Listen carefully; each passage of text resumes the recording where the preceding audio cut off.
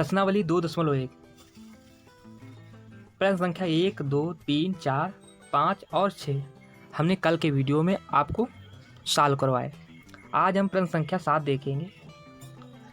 कल के वीडियो में हमने परवर्ती संख्या के विषय में जाना था, पूर्ववर्ती की संख्या के विषय में जाना, और इसके अतिरिक्त संख्या रेखा कैसे बनती है ये हमने कल के वीडियो में अच्छे से समझा और जाना। आज हमारा प्रश्न 7 है।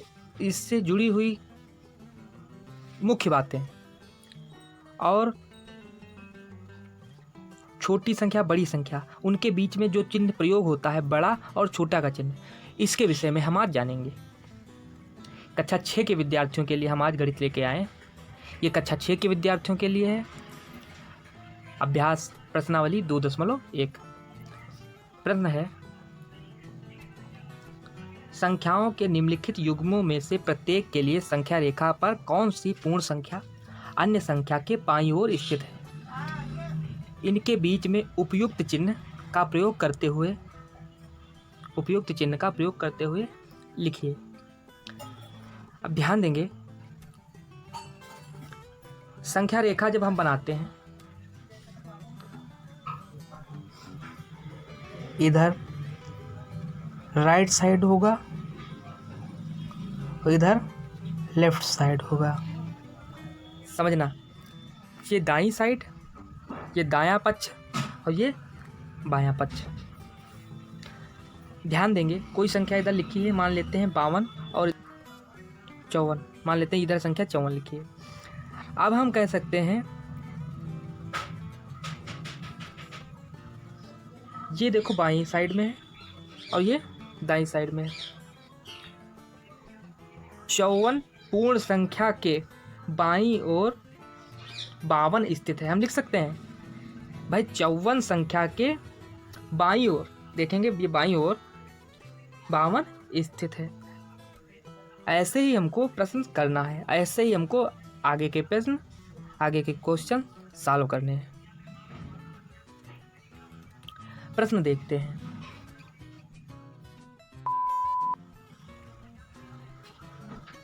और 503 ये दो संख्याएं दी हुई हैं।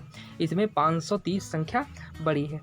जब हम चिन्ह का प्रयोग करेंगे तो वह चिन्ह इस प्रकार से रहेगा, क्योंकि चिन्ह जब हम लगाते हैं तो उसमें ध्यान देना ये रहता है कि जो संख्या बड़ी होगी उधर ये एक एरो, एक प्रकार से ये समझ लीजिए कि एरो का निशान है और एरो ओपन है।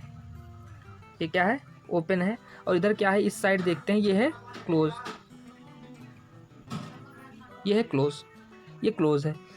ओपन उस साइड होगा, उसी साइड ओपन रहेगा जिस साइड में संख्या, हमारा नंबर बड़ा होगा, संख्या का मान बड़ा होगा। ये 530 संख्या बड़ी थी 503 की अपेक्षा, इसलिए हमको इधर ओपन करना है। इस साइड में देखिए ओपन है और इस साइड हमको क्लोज रखना है। ठीक है, एग्जाम्पल देखते हैं। मान लेते हैं यहाँ पे दिया होगा 5 और इधर 7, तब 7 बड़ी है, तो हमको जो निशान लगाना है वो ओपन 7 की तरफ रखना है और क्लोज 5 की तरफ, क्योंकि 5 संख्या 7 की अपेक्षा छोटी है। ये आपको अच्छे से समझ में आ गया होगा। 530 और 503 ध्यान देंगे। अब इसमें कह रहा है कि हमको 530 503 ध्यान देंगे बच्चों। कौन सी संख्या कह रहा था? ये तो हो गया सॉल्व यहाँ पे। अब कह रहा है प्रश्न कि कौन सी संख्या पूर्ण संख्या के बाईं ओर स्थित है।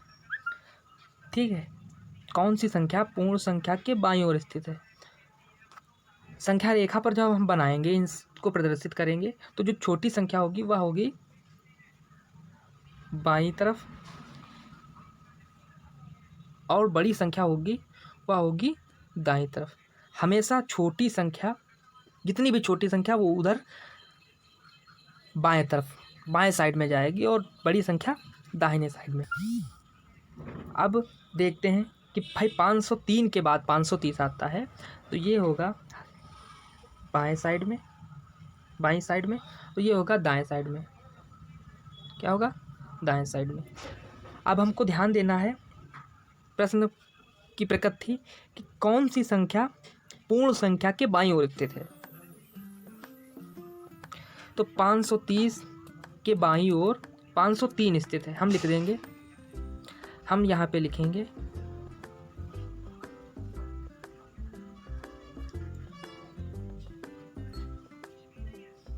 530 के बाईं ओर 503 स्थित है। ये हो गया हमारा ए पार्ट सॉल्व। इसी प्रकार से 570, इसी प्रकार से हम लगाएंगे 370 और 360। कौन संख्या बड़ी है? 370 संख्या बड़ी है। अब हमको ध्यान देना है, जो संख्या बड़ी है वो दाहिने तरफ होगी और जो संख्या छोटी होगी वो बाएं तरफ होगी। ये संख्या रेखा पर होगी। संख्या रेखा पर छोटी संख्या बाएं और बड़ी संख्या दाएं। अब हम यहाँ पे लिख सकते हैं 370 संख्या के बाईं ओर हमको लिखना है, लिखेंगे बाईं ओर स्थित है 360। बाईं ओर स्थित है 360, यही हमारा आंसर हो।